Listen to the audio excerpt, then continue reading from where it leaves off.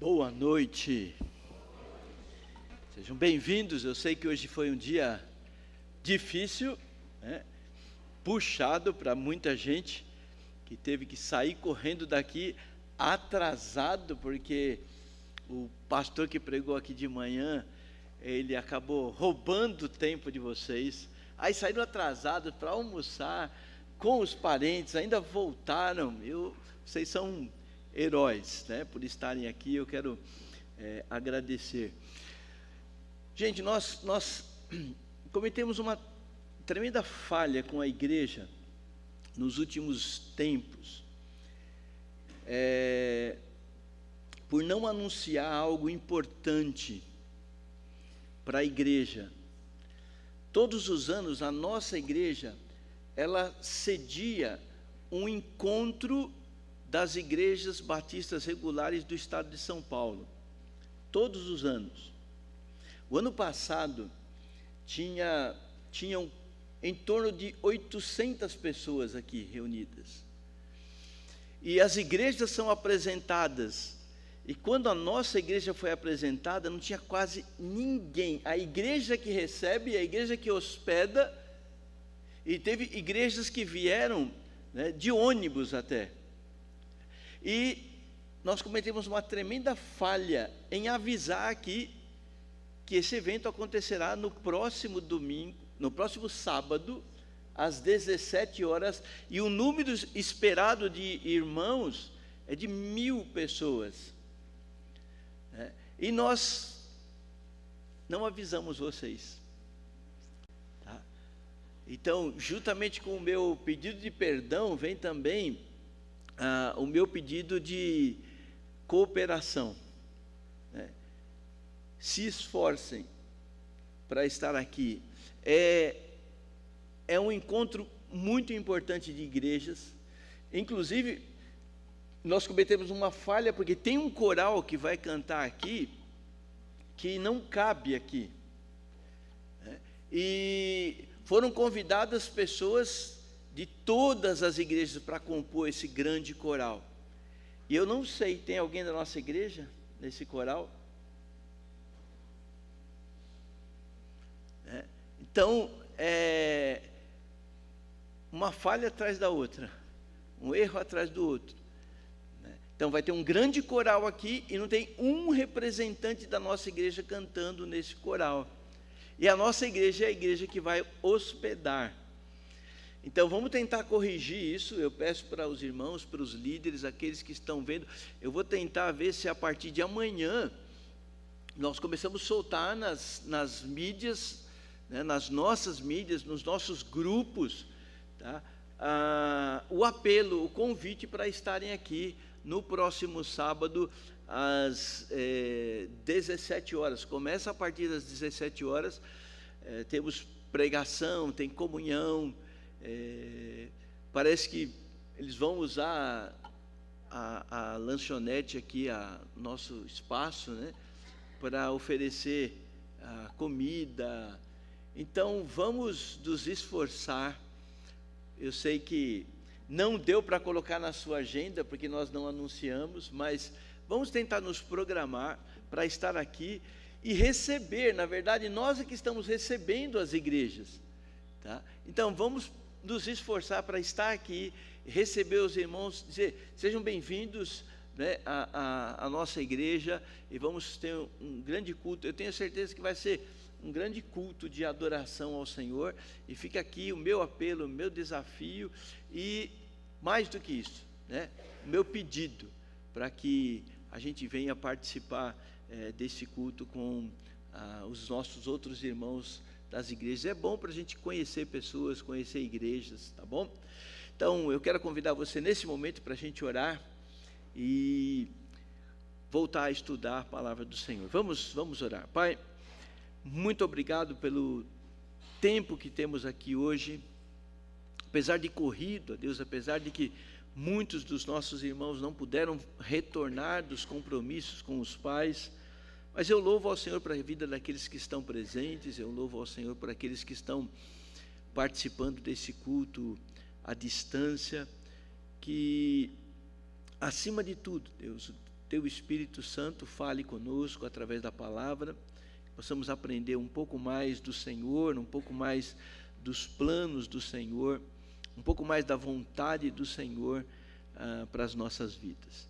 Então, nos ajuda, Pai, nesse tempo de meditação, e desde já colocamos diante do Senhor a celebração que vamos ter aqui no próximo sábado. Que o Senhor abençoe toda a direção do Movimento Batista Regular, abençoe todos os irmãos que estarão chegando aqui, que o Senhor guarde, que o Senhor proteja, e que seja um ajuntamento, a Deus, que glorifica o nome do Senhor. Nós oramos a Deus para que o nosso povo esteja aqui para receber os irmãos em Cristo. Neste momento nós colocamos o tempo de meditação diante do Senhor. Nos ajuda a entender a Tua palavra, Pai. É a nossa oração em nome do Senhor Jesus. Amém. Muito bem, nós temos falado sobre a vinda de Jesus e o pastor Edmilson falou, né, antecipou um pouquinho aqui, falando sobre as bodas do Cordeiro, né? Eu quero só rever um pouquinho do que nós falamos na semana passada, tá bom? Jesus, ele disse: eis que venho sem demora. É uma promessa do próprio Senhor Jesus. Eu venho sem demora. E comigo está o quê? O galardão. Galardão é um prêmio. Galardão é uma recompensa. Galardão é algo que nós vamos receber diretamente de Jesus. Eu trago comigo o meu galardão, um galardão que eu tenho para retribuir. Olha como é interessante, Jesus nos salva. Nós não precisamos fazer nada para ser salvos. Jesus nos dá uma nova vida, sem nenhum esforço nosso. Jesus nos capacita com dons espirituais e com talentos naturais. Jesus nos proporciona a possibilidade de servi-lo. Ele faz tudo e ainda diz que vai nos recompensar. Ele diz ainda que vai retribuir a cada um as suas obras, as obras que nós vamos fazer. Deus não é fantástico, né? Senhor Jesus não é maravilhoso? Ele nos dá tudo e ainda nos recompensa da gente usar aquilo que Ele nos deu. A grande questão é que muitos crentes não estão preocupados com receber galardão. Você conversa com as pessoas e fala: não, mas eu já vou para o céu mesmo. O importante é ir para o céu. Eu estou lá no céu, eu estou bem. Tá.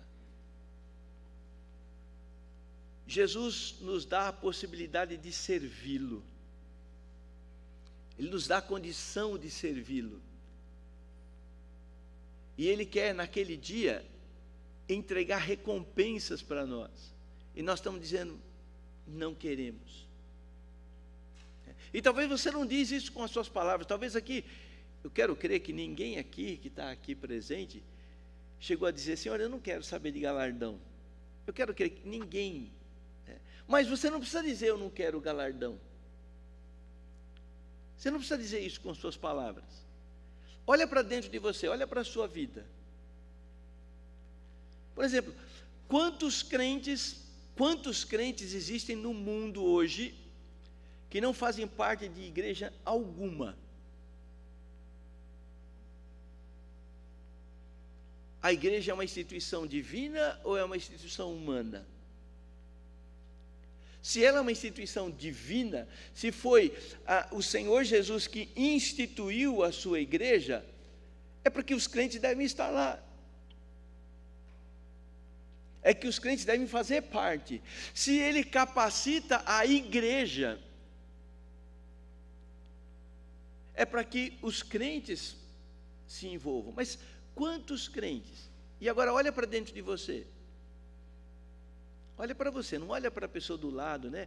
Que tem gente que gosta de falar assim, né? Nossa, meu marido precisava estar aqui para ouvir isso. Ah, se a minha mulher ouvisse isso, né?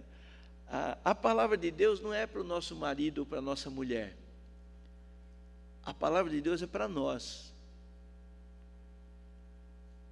E se você está aqui, ouça. Você tem dom. Você tem pelo menos um dom espiritual. E sabe o que é o dom espiritual? Se você não sabe, deixa eu fazer propaganda da sala do Reginaldo. Reginaldo, nós temos uma sala, Reginaldo é o professor, é uma sala que trata sobre dons. Dons espirituais, que foram dados por Deus para a edificação da igreja. Não é para minha edificação. O meu dom não é dado para me edificar. O meu dom é dado para edificar vocês. E o seu dom é dado para edificar uns aos outros, incluindo a mim. Eu só tenho um dom, falta um monte. E sabe onde eu vou achar esses dons para me edificar? Aqui, ó. Ou vocês acham que pastor não precisa ser edificado? Pastor é super-homem. Tem algumas igrejas que pintam o pastor como super-homem, né? Ele é o ídolo da igreja, ele é o impecável, e ele é tão bom, que ele consegue abençoar pessoas. Eu te abençoo, olha, você é o cara, né? Mas a Bíblia não diz que o pastor é isso. A Bíblia diz que o pastor é um crente comum, que tem um dom para edificar a igreja. Mas ele precisa do exercício do dom dos outros para ele ser edificado também. E a minha pergunta é: você sabe qual é o seu dom? O seu dom espiritual? Quando você nasceu, você ganhou habilidades naturais. Então tem pessoas que são muito bons com trabalhos manuais, tem cantores muito bons, instrumentistas muito bons, igual os nossos aqui, né? Isso são habilidades naturais, e nós podemos usar a nossa habilidade natural para servir a Deus. Mas essas habilidades naturais que nós temos, tá, elas não edificam a igreja.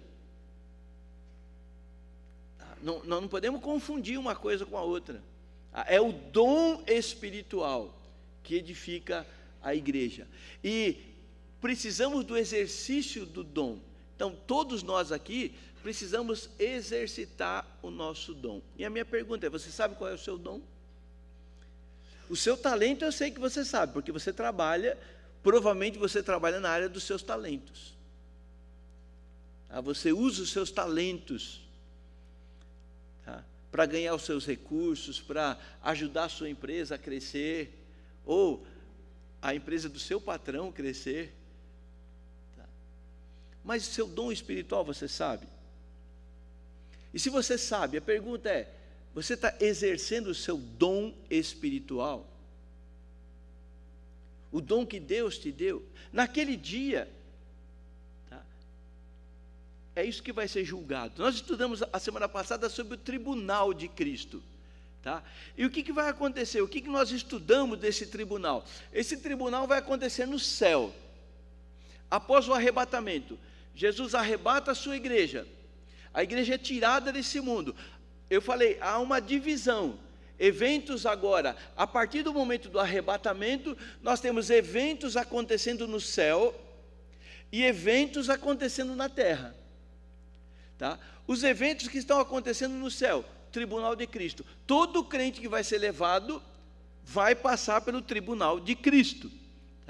O tribunal de Cristo não é para descrente, não é para saber se a pessoa é salva ou não. Todo mundo que está lá no tribunal de Cristo é salvo. O tribunal de Cristo é para a igreja. E lembra, tem que voltar atrás um pouquinho, igreja, crentes que fazem parte da igreja de Jesus Cristo são, desde a descida do Espírito Santo, quando o Espírito Santo estabelece a igreja, até o momento do arrebatamento. Isso é a igreja de Jesus Cristo. Então, da igreja de Jesus tem crentes que já morreram e tem crentes que estão vivos. No momento do arrebatamento, os crentes mortos ressuscitam, os crentes vivos são transformados, todos, desde a descida do Espírito Santo até aquele momento, todos são levados para o céu, corpo glorificado, e eles vão encarar o tribunal de Cristo. E o que vai acontecer aí? Jesus vai recompensar cada um pelas suas obras. Agora entenda, obras não salvam. Paulo diz, escrevendo para os Efésios, né, que a salvação é pela graça, a salvação é um dom de Deus, não vem das nossas obras. Mas ele fala que nós somos salvos por Cristo para fazer boas obras. Nós não somos salvos pelas boas obras, mas nós somos salvos para as boas obras. Então, os crentes têm que exercer boas obras, e boas obras, gente, não é dar uma esmola para um pobre, faz parte, tá? Boas obras significa obediência a esse livro, isso são as boas obras, tá? E nós somos salvos para servir a Deus, nós somos salvos para praticar esse livro, para praticar a palavra de Deus. Então naquele dia, as nossas obras vão ser julgadas. E o que é mais interessante, gente, é que o critério não vai ser o que nós fizemos, presta bem atenção, o critério não é o que nós fizemos, o critério é como fizemos. O critério não é o que fizemos, mas por que fizemos, com que intenção fizemos. Então o critério vai ser o nosso coração. Por que nós fizemos o que nós fizemos? Então, naquele dia, um por um, todos os crentes vão comparecer diante do tribunal de Cristo e as suas obras vão ser julgadas. Eu sei que tem muita igreja que assusta os crentes dizendo, olha, sua vida vai passar num telão. Nada disso, gente, tá? Todo mundo que está lá está salvo. Seu pecado não vai aparecer lá, o seu pecado foi perdoado na cruz. Os pecados que você cometeu antes, o que você tem cometido hoje, o que você vai cometer daqui 10 anos, todos os nossos pecados estão cancelados em Cristo Jesus. O apóstolo Paulo, escrevendo aos Romanos, ele diz, nenhuma condenação há para aqueles que estão em Cristo Jesus. Se você é um salvo, tá, o seu pecado não vai ser tratado naquele dia, porque o seu pecado foi tratado na cruz, uma vez por todas, um único sacrifício pagou por todos os pecados daqueles que creem, tá? Então, não são os nossos pecados, o que vai aparecer lá são o que nós fizemos com a graça de Deus que nós recebemos. Como nós usamos, como nós utilizamos a graça de Deus que nós recebemos. Paulo vai dizer que as nossas obras vão ser submetidas ao fogo. E fogo, gente, ele não tem só um simbolismo de destruir coisas, tá? Fogo também tem um simbolismo de purificar coisas. Eu não sei se você já viu, né, um cadinho, né, onde são fundidas as coisas, né? Cada material tem uma temperatura, mas, por exemplo, se você colocar essa aliança que eu comprei, né, como ouro, né, e eu acho que ela tem, se eu não me engano, o vendedor falou que tinha umas 8 gramas, se eu não me engano, tá?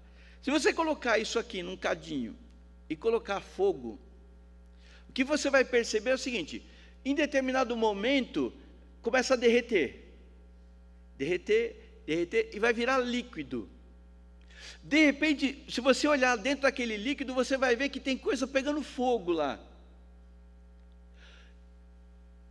A temperatura está sendo elevada e o que tem ali de líquido começa a queimar. Sabe o que está queimando? Tudo que não é ouro.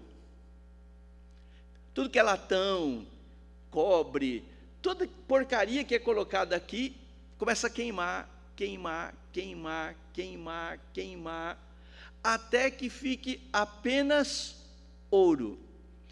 Talvez das 8 gramas de ouro que foi vendido aqui para mim, né, talvez vai sobrar 1 grama. Olhe lá, de ouro puro. O que Paulo está dizendo é exatamente isso. As nossas obras vão ser colocadas no fogo.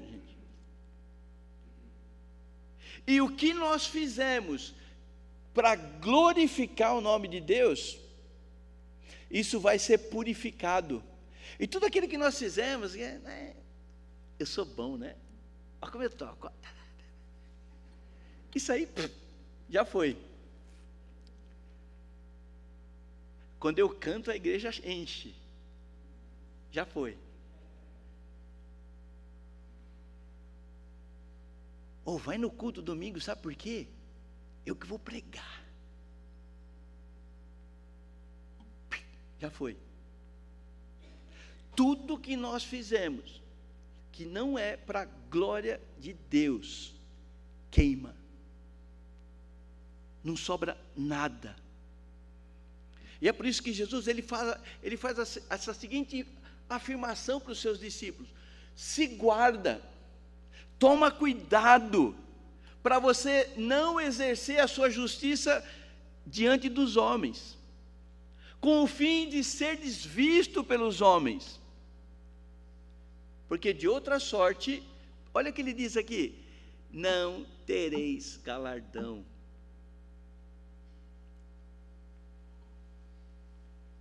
O que você quer? Que quando você vem aqui pregar, que depois que você termina de pregar, as pessoas falam: nossa, você é o cara, você prega melhor do que qualquer um. Se o que você faz, se você vai dar aula numa escola dominical, porque você está esperando a glória dos homens, se é a sua intenção, veja, alguém falou: então pastor, não pode elogiar. Não, não é isso.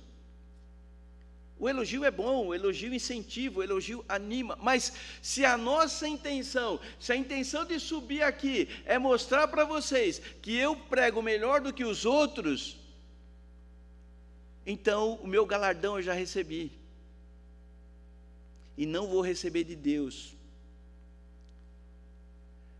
Se você canta, se você toca, se você serve, se você dizima, se você administra, se você preside, se você exorta, se você exerce misericórdia, para as pessoas dizerem: olha, Jesus falou, será essa a sua intenção, o seu galardão você já recebeu. As flores das pessoas, o elogio das pessoas. Então, não é errado elogiar, o que é errado é fazer as coisas esperando ser ovacionado. E nós estamos cheios de crentes por aí hoje, né, que são ovacionados. Crentes que receberam uma tremenda capacitação do Senhor na área artística, e eles cantam, mas cobram ingresso para cantar. Aliás, tem igrejas por aí que cobram ingresso das pessoas para verem os cantores cantarem. Estrela, ídolo. Jesus falou: cuidado, se guarda, olhe o seu coração, porque tudo que você fizer, simplesmente com o objetivo de ser visto pelos homens, isso acabou, isso queimou. Você não vai ter galardão. Paulo, escrevendo lá para os crentes lá em Corinto, ele fala que nós vamos receber segundo o bem e o mal que nós fizemos. Abre lá comigo, primeira carta de Paulo aos Coríntios. Eu não projetei aí, mas vamos dar uma olhada nisso. primeira carta de Paulo aos Coríntios, é quando ele fala justamente sobre o tribunal de Cristo. Veja só,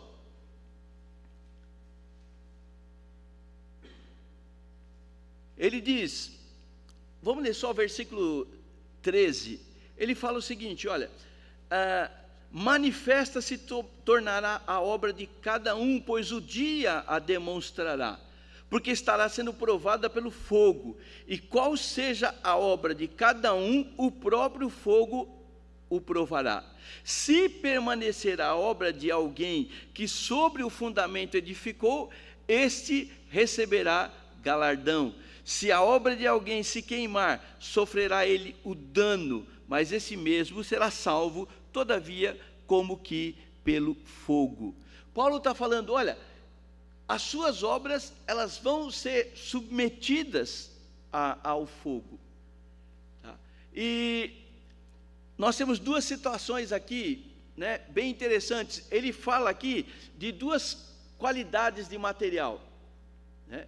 Ele fala de ouro, prata e pedras preciosas. Você coloca esses materiais no fogo e eles são purificados. Tá? Eles vão se tornar melhores. Tudo que não presta queima. Então, se eu fiz alguma coisa com metade de intenção de glorificar a Deus, com metade de intenção de ser glorificado, tá? A minha parte, o que foi glorificado, ele está do lado de lá. Madeira, feno ou palha. Queima. O que sobra? Só o que é puro. Só aquilo que glorificou a Deus. Então, nós vamos parar e pensar sobre isso. Se você está com a sua Bíblia aí em 1 Coríntios, vai no capítulo 9. Dá uma virada de páginas aí. Vai até o capítulo 9. Leia comigo o versículo 27. Olha o que Paulo diz. Primeira carta de Paulo aos Coríntios, capítulo 9, o versículo 27. Veja só o que ele diz. Mas esmurro o meu próprio corpo e o reduzo à escravidão, para que, tendo pregado a outros, não venha eu mesmo a ser desqualificado. O apóstolo Paulo, ele diz, este corpo aqui, tá? A tendência desse corpo é se elevar, se exaltar, se engrandecer. E ele fala, eu esmurro o meu próprio corpo. Numa outra passagem, Paulo, ele reconhece que ele tem um espinho na carne. E sabe o que ele reconhece? Ele diz que esse espinho na carne, tá, foi colocado por Deus justamente para ele não se ensoberbecer. Gente, Paulo, para mim, ele é o cara aqui na Bíblia. É o cara que lógico que nós vamos ter a eternidade toda, né? Eu sei que vai ter uma fila danada para conversar com Paulo, né? Mas é um camarada que eu quero passar, não vai ter horas aí, não vai precisar de relógio lá, né? Mas eu quero passar tempo, tá? Porque a vida dele é admirável, uma vida devota para o Senhor. Mas ele diz o seguinte, para não me ensoberbecer, foi me dado um espinho na carne.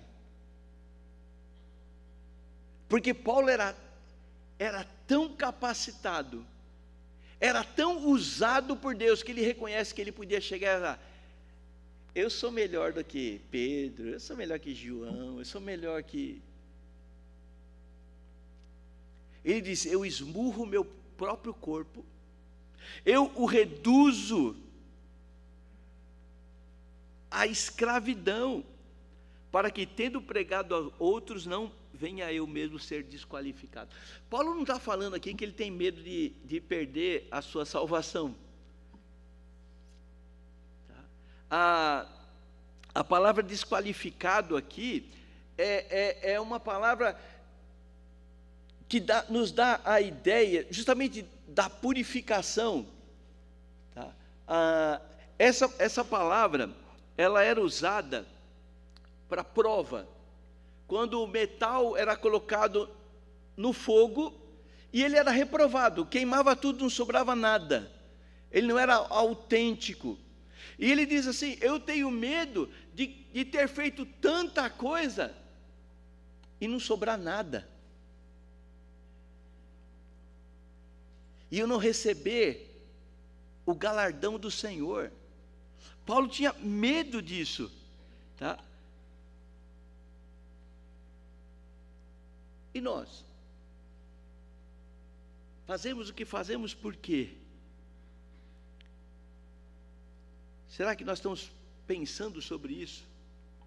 E aí, depois de Paulo falar essas coisas, ele diz o seguinte: se, voltando lá para o tribunal de Cristo, se permanecer a obra de alguém, tá?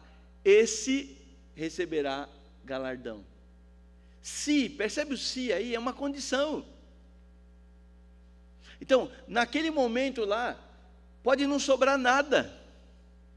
E Paulo diz: se não sobrar nada, você é salvo.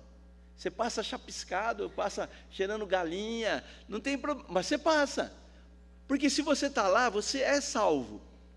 Mas sem nada, queimou tudo. Paulo falou assim: eu esmurro meu corpo, para que, tendo trabalhado tanto, eu não seja desqualificado a receber o prêmio.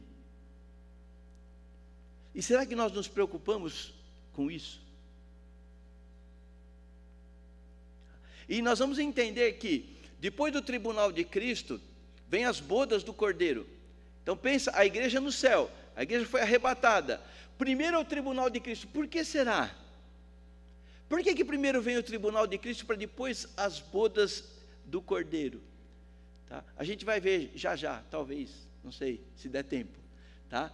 Mas o que eu quero mostrar para vocês hoje são as áreas que serão contempladas no tribunal de Cristo. A gente vai ver de maneira bem rápida quais são os galardões que a Bíblia diz que o crente pode receber, quais são as recompensas, tá, que o crente pode receber, tá? A primeira que nós vamos olhar é uma coroa chamada a coroa incorruptível. E eu quero que você abra sua Bíblia lá, 1 Coríntios capítulo 9, versículo 25. Olha só o que Paulo diz a respeito disso. Ele diz: todo atleta em tudo se domina, aqueles para alcançar uma coroa corruptível, nós, porém, a incorruptível. Paulo está pensando nos atletas olímpicos, tá? E eu não sei se você conhece algum atleta, mas um atleta, gente, ele tem que ter um tremendo autocontrole. Ele tem que dominar esse corpo, porque esse corpo, gente, eu tenho certeza que quase todo mundo aqui deu uma exagerada hoje. Fala a verdade.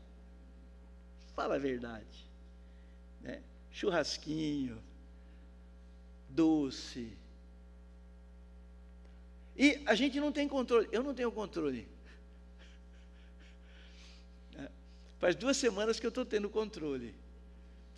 Estou fazendo uma dieta por conta própria. Gente, eu perdi 5 quilos em 2 semanas. Só fazendo o quê? Autocontrole. Ganhei uma paçoca desse tamanho assim, ó. Ela está lá. Eu olho para ela, eu vou pegar. Eu não vou.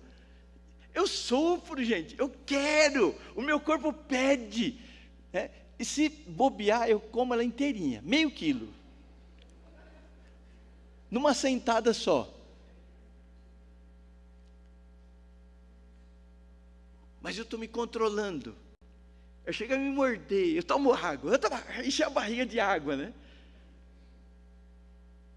Paulo diz, o atleta, ele quer ir para a Olimpíada, ele quer subir ao pódio. O que ele vai fazer? Ele vai se controlar, enquanto todo mundo está comendo, ele está fazendo exercício, academia, e corre, e deixa de comer coisas gostosas. Eu não sei porque é bom que é bom. tudo que é bom faz mal para o corpo. Quando a gente olha açúcar, que é uma delícia, mas faz um mal danado. Então, o atleta, ele se controla. E ele diz, por que ele faz aquilo? Por que ele se esforça tanto para ganhar uma coroa corruptível? Ele domina o seu corpo para ganhar uma coroa corruptível. Sabe o que os atletas ganhavam? Eles ganhavam uma coroa, sim, de fato, uma coroa feita de louros, trançadas. E era o máximo ele subir lá no pódio e receber da autoridade aquela coroa, receber da autoridade romana aquela coroa. Ele colocava aquela, ele era o cara diante da sociedade. Sabe o que acontecia? 4 dias depois, 5 dias depois, uma semana depois, aquilo murchava, despencava tudo, sumia. E Paulo está dizendo aqui, olha, o atleta, ele se controla para ganhar uma coroa que vai acabar rapidinho. E essa coroa, a coroa incorruptível, é a coroa que não vai acabar. Você vai receber e você vai tê-la para sempre. E essa coroa, então, é destinada, gente, àqueles que conseguem domínio sobre os seus desejos, sobre o seu corpo. Gente, esse corpo, ele é vendido ao pecado. A nossa inclinação não é para o bem, a nossa inclinação é para o mal. Por exemplo, vai lá no berçário, eu não sei hoje como é que está o berçário, logo o nosso berçário, como o pastor Edmilson falou hoje pela manhã, logo o nosso berçário vai ter 12 bebês, né? Está cheio de mulher grávida aí. Aliás, estão falando para ninguém tomar água aqui desse bebedouro, tá? Não tome água, diz que essa água aí está dando problema, tá? Mas diz que vão ter 12 bebês ali. Experimenta um dia ir lá tomar conta dos bebês lá no berçário. Ou se você tem um bebê, ou já teve um bebê, lembra de quando ele era bebê. Você ensinou ele a morder? Mas os bichinhos mordem que arranca pedaço. Você ensinou ele a puxar o cabelo dos outros? Mas puxa. Você ensinou o bebê a bater? Mas põe lá no berçário um brinquedo e 2 crianças, você vai ver o que acontece. Um vai sair com o olho roxo. De onde vem isso? Foi ensinado? Precisa ser ensinado isso? Não. Isso faz parte da natureza. Nós somos inclinados para o mal. O que precisa é ensinar o contrário. É não bater, é não morder, é não puxar o cabelo. Percebe que é o trabalho que nós vamos ter, porque se deixar pela natureza, tá, vira aquela coisinha linda, bonitinha, fofinha, vira o pior ser humano do mundo. E é exatamente isso que Paulo está falando. Quando nós conseguimos dominar as nossas inclinações, então, naquele dia ali, tá, serão compensados aqueles que conseguem dominar as suas inclinações e os seus desejos. Ele fala assim, como os atletas se dominam em tudo para receber uma coroa que é corruptível, então, se dominem para receber uma coroa que é incorruptível. Então, naquele dia, diante do Senhor, Ele vai olhar para nós e ver como é que nós controlamos os nossos desejos, as nossas inclinações. E todas as vezes que nós cedemos, queimou. E às vezes que nós resistimos, está lá, contabilizado. E aí recebemos ou não recebemos o nosso galardão. Uma outra coroa é a coroa da alegria. Agora, vai lá para a primeira carta de Paulo aos Tessalonicenses. E olha só o que Paulo fala para aqueles irmãos. Ele diz, pois quem é a nossa esperança ou alegria ou coroa em quem exultamos na presença do nosso Senhor Jesus Cristo na sua vinda. Não sois vós? Sim, vós sois realmente a nossa coroa e a nossa alegria. E Paulo está se referindo às pessoas que ele ganhou para Cristo. Então, essa coroa é para os ganhadores de almas. A minha pergunta é, eu não quis fazer a pergunta sobre o seu domínio, mas a minha pergunta é, esta coroa, você vai ganhar? Você já conduziu alguém a Cristo? Paulo está dizendo, vocês são a minha coroa, vocês que eu compartilhei o Evangelho, vocês que eu conduzi para Cristo, vocês são a minha coroa. Então, um dia, quando nós comparecemos diante do Senhor Jesus, Ele vai nos recompensar por cada alma que nós ganhamos. Eu espero que você tenha uma coroa aí. Depois, a Bíblia fala de uma outra coroa, a coroa da vida. Agora, na carta de Tiago, capítulo 1, versículo 12, ele diz, bem-aventurado o homem que suporta com perseverança a provação. Agora ele vai falar de crentes que passam por lutas, que passam por provas, que passam por dificuldades.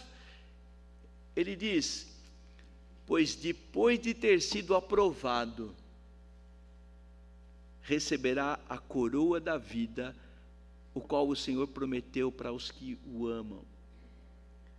Sabe, às vezes nós dizemos que amamos a Deus, mas quando passamos por lutas, por problemas, por dificuldades, Deus não se interessa por mim, Deus não liga por mim. Por que Deus está deixando isso comigo? Paulo está dizendo que quando nós suportamos a prova, agora veja, suportar a prova, suportar a dor, eu não estou falando porque você sofreu porque perdeu o namorado, tá bom? Não tem galardão, se você está sofrendo porque perdeu o namorado, não tem galardão para isso aí não. É suportar a prova de crente, a prova de alguém que ama a Deus mais do que todas as coisas. Aquele que quando é provado, testado, e ele continua fiel, firme no Senhor, amando a Deus, ele vai receber a coroa da vida. É difícil a gente passar por provas, mas é possível. É difícil a gente enfrentar as lutas, mas é possível passar por provas, por lutas, por dificuldades e ainda glorificar a Deus. É possível passar por tudo isso e dar glória para Deus. Eu não estou dizendo que nós temos que sair dando risada porque estamos passando por prova. Não é isso. É mostrar a nossa confiança. Deus está no controle. Eu confio em Deus.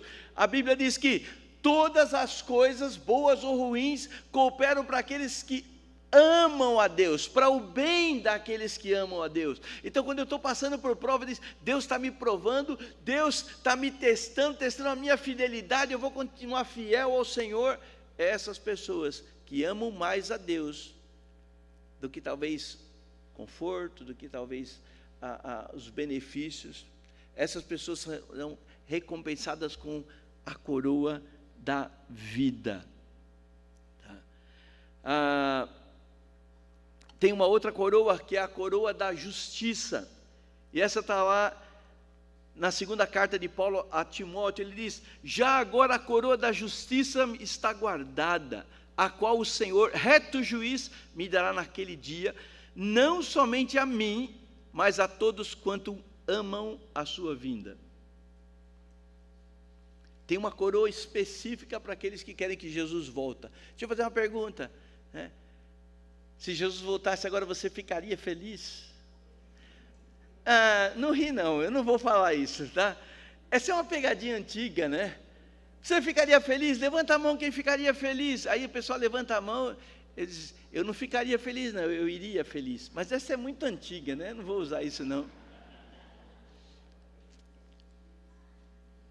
Mas tem gente dizendo, Senhor, mas espera aí, eu estou quase comprando aquela casa do sonho, não volta agora não. Eu estou quase casando, deixa eu casar primeiro. Aí casa.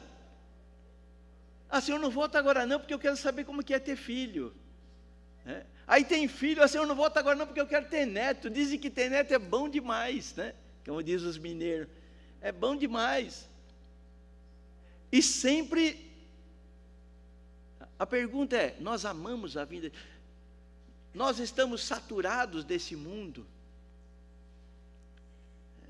Tem pessoas, e tem crentes, gente, a gente vê crentes aí, se digladiando nas mídias sociais, por causa de política, achando que fulano ou ciclano vai resolver o problema do Brasil e do mundo. Ah, tem que ser esse aqui, porque se for esse aqui, aí o mundo vai ser melhor. A nossa esperança está aqui, ó. Não está aqui. A esperança do cristão vem do alto. Ah, o dia que as trombetas tocarem, aí é a nossa esperança. E tem uma coroa específica, chamada de coroa de justiça, para aqueles que amam a vinda do Senhor Jesus. E Paulo diz aqui, essa coroa não é exclusividade dele. Ele fala que essa coroa já está guardada. Veja, Paulo amava tanto a vinda do Senhor Jesus, que ele disse, essa aí já é minha, essa eu já ganhei. Mas ele fala, não é só para mim não. Sabe o que Paulo está dizendo? Gente, é o título que eu coloquei dessa mensagem, o pódio é para todos. Ele fala, não é só para mim, é para todos os que amarem a sua vinda. E aí, uma outra coroa que a Bíblia fala, é a coroa da glória. 1 Pedro, capítulo 5, versículo 4, diz, ora, logo que o Supremo Pastor se manifestar, recebereis a imarcessível coroa da glória. Paulo está falando aí com pastores, ou Pedro está falando com pastores, com líderes, e essa é uma coroa específica para aqueles que pastoreiam o rebanho, para aqueles que têm uma chamada do Senhor. E ele está exortando os pastores, os líderes, façam bem o seu trabalho, exerçam bem o seu ministério. Por quê? Porque é uma coroa da glória reservada para você. Agora, por que todo esse tribunal, por que todo esse juízo, por que o fogo? Para purificação. Gente, nada vai passar que não seja para a glória de Deus. Então, naquele momento ali, durante o tribunal de Cristo, tudo que não presta, tudo que for ruim, tudo que for impureza, vai se queimar. Fica somente aquilo que é puro. E aí sim, depois de a igreja purificada, o que vai acontecer? A igreja, ela é apresentada para o noivo, tá? Ela é entregue para o noivo. E aí nós temos a passagem, não é, que o pastor leu logo no início do nosso culto, em Apocalipse 19, eu tenho ela aí também, tá? Alegremo-nos, exultemos, demos glória, porque são chegadas as bodas do Cordeiro, cuja a esposa já se ataviou. Então, para que serve o tribunal de Cristo? Para a noiva ficar pura, para ser entregue para o noivo. Lembra que a Bíblia sempre vai apresentar, né, a igreja como a noiva de Cristo, Cristo o noivo, tá? E a noiva precisa ser entregue pura para o noivo. Então, vai ser passado pelo processo do tribunal, para que essa noiva fique pura, perfeita e entregue para o noivo, né? São chegadas as bodas do Cordeiro, porque a esposa a si mesmo já se ataviou, pois foi-lhe dado vestir-se linho fino, ou finíssimo, resplandecente e puro. Agora, o que é esse linho fino, puro, resplandecente? Diz aí, o linho finíssimo são os atos de justiça dos santos. Tudo que sobrou ali, atos de justiça, coisas feitas na justiça de Deus, para a glória de Deus. Então, esse é o momento que a noiva agora está pronta, está vestida, e ela vai ser entregue para o noivo. Lembra, no arrebatamento, a igreja é levada para o encontro de Jesus lá nos ares. Ele vem buscar a sua noiva para entrar nesse relacionamento que foi prometido. E é muito interessante, não dá também para a gente entrar nos mínimos detalhes, mas é muito interessante que o arrebatamento, ele reflete muito um casamento judaico. Tem muita relação. Quando você começa a ler sobre um casamento judaico, você vê que tem muita relação com essa questão do arrebatamento, do tribunal, das bodas e da ceia das bodas.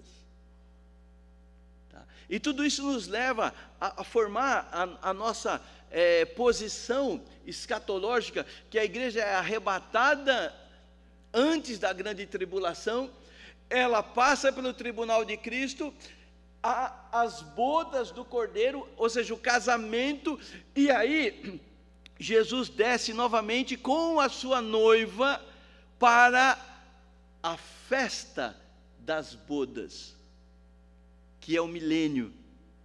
E é bem interessante que o casamento judaico ele começa com um noivado, tá?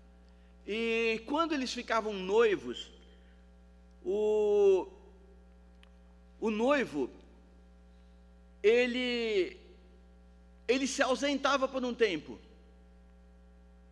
Ele entregava um dote, um prêmio para a noiva, para a família da noiva, tá?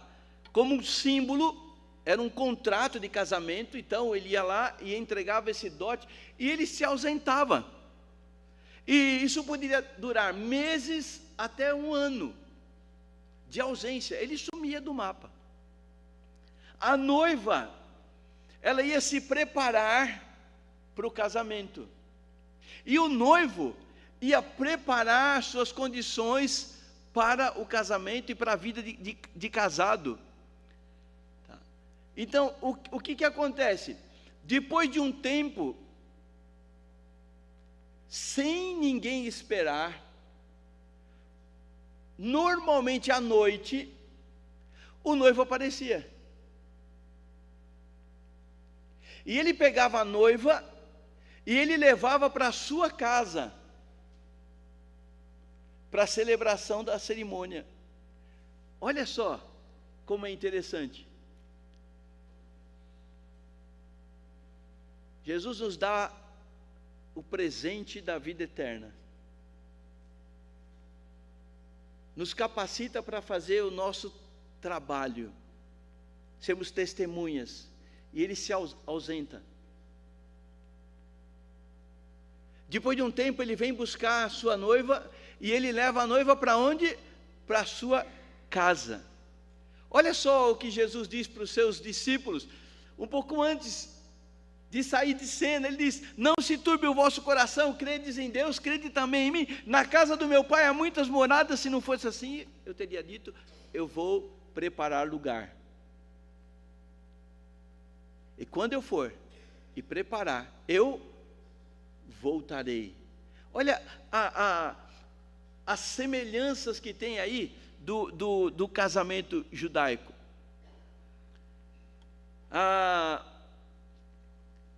E depois da cerimônia, a festa que durava dias, e a festa das bodas, a celebração das bodas, vai ser o milênio, que nós vamos estudar mais para frente ainda, tá? Só estou dando uma pincelada bem rápida aqui, tá bom?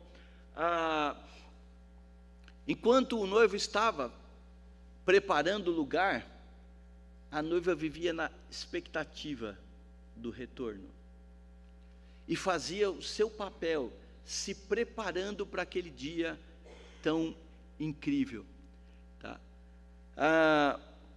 Paulo, Abre rapidinho comigo na segunda carta de Paulo aos Coríntios, 2 aos Coríntios, capítulo 11. Veja só o que ele vai dizer na segunda carta aos Coríntios, capítulo 11, versículo 2. Ele diz o seguinte, 2 aos Coríntios 11, 2.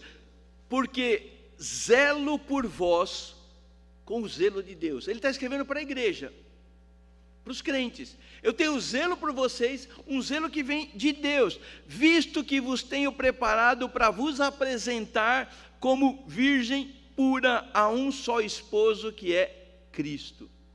Paulo está trabalhando na igreja para preparar a igreja a ter seus atos de justiça, para que ela se apresente aquele dia como a noiva pura para o Senhor.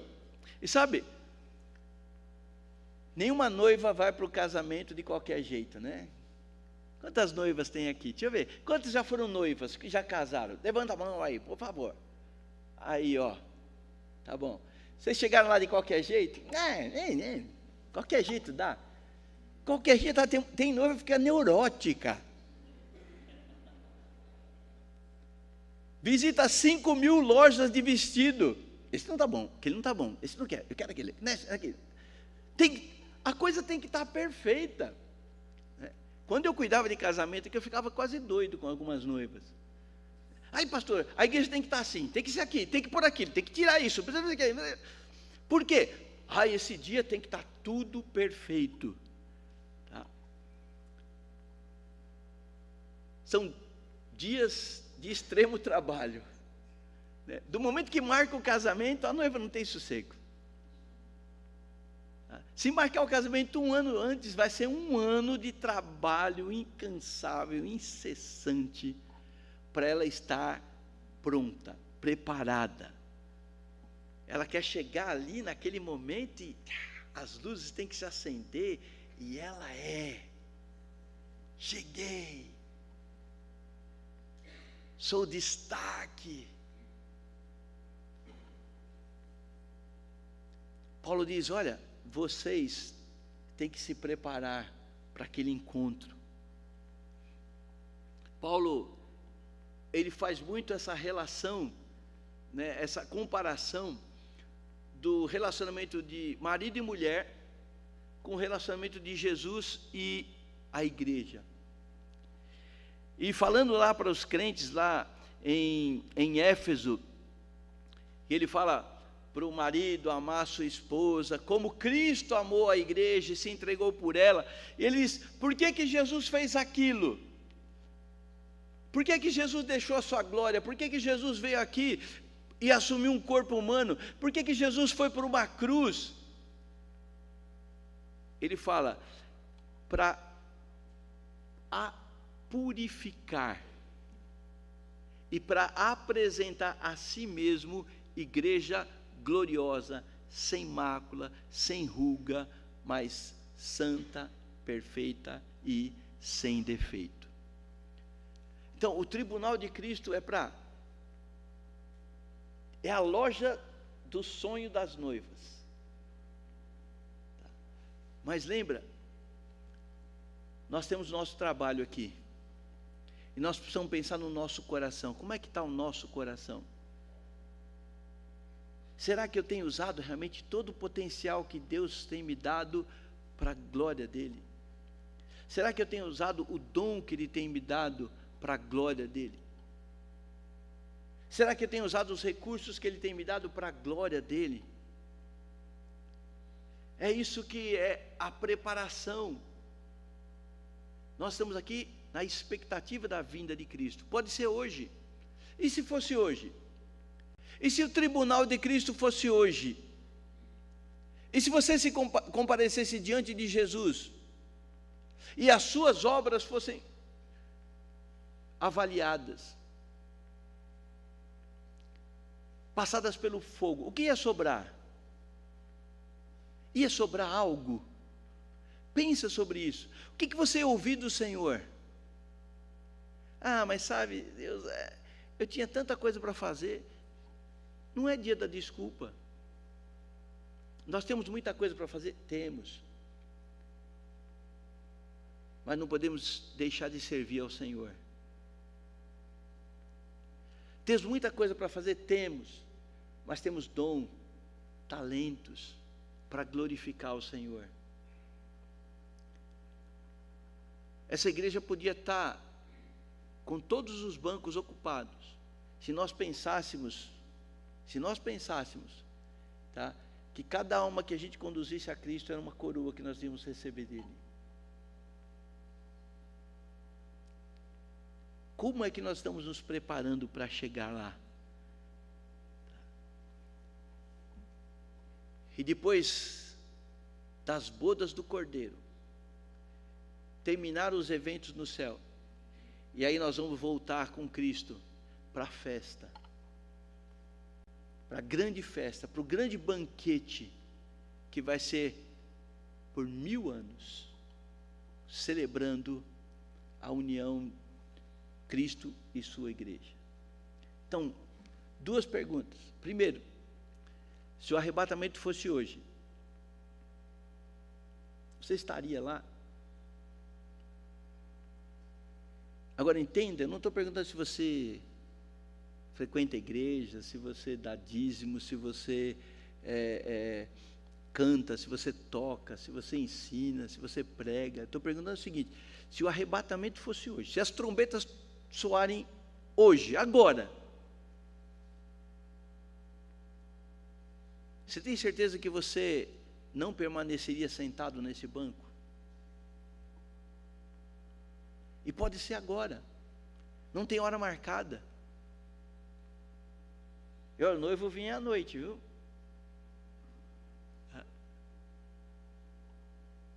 Na parábola que Jesus conta, o noivo chega à meia-noite. Se fosse agora, e você não tem certeza que você sairia desse banco, eu quero que você pare para pensar,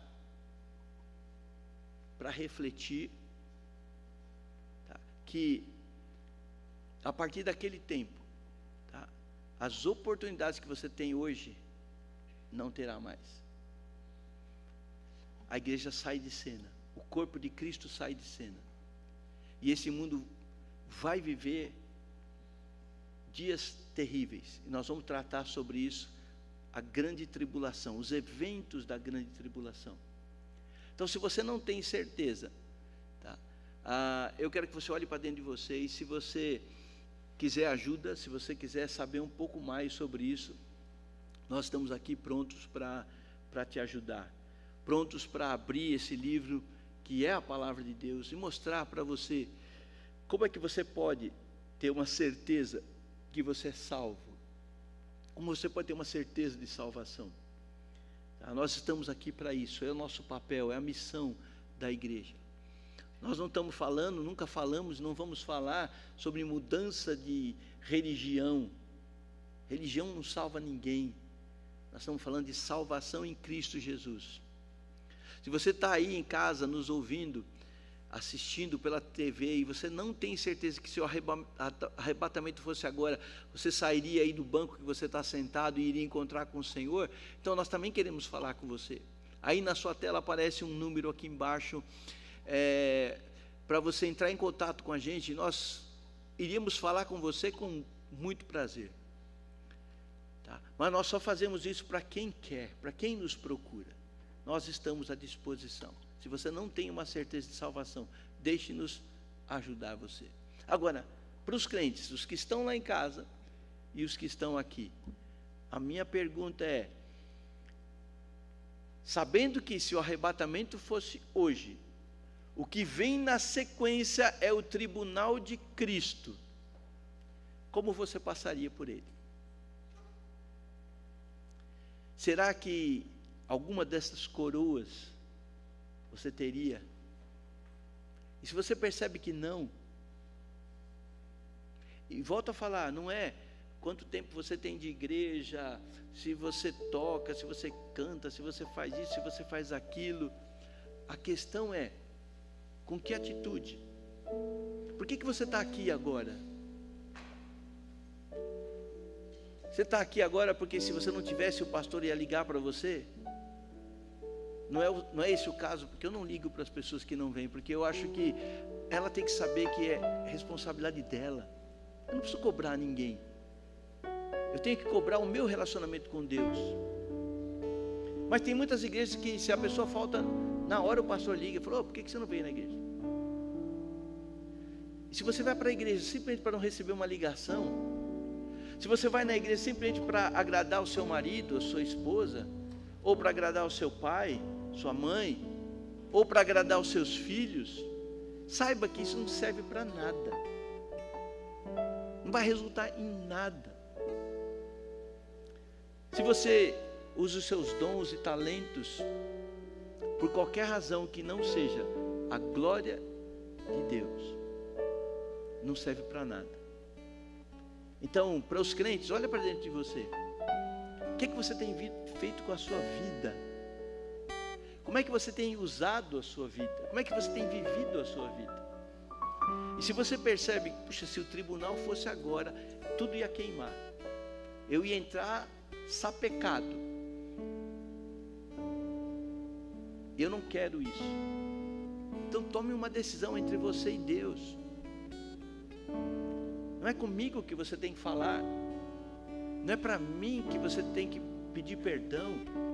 É para Deus. Deus, o Senhor tem me capacitado, o Senhor tem me dado dom, talento, e eu não tenho feito nada com isso. Eu tenho enterrado isso.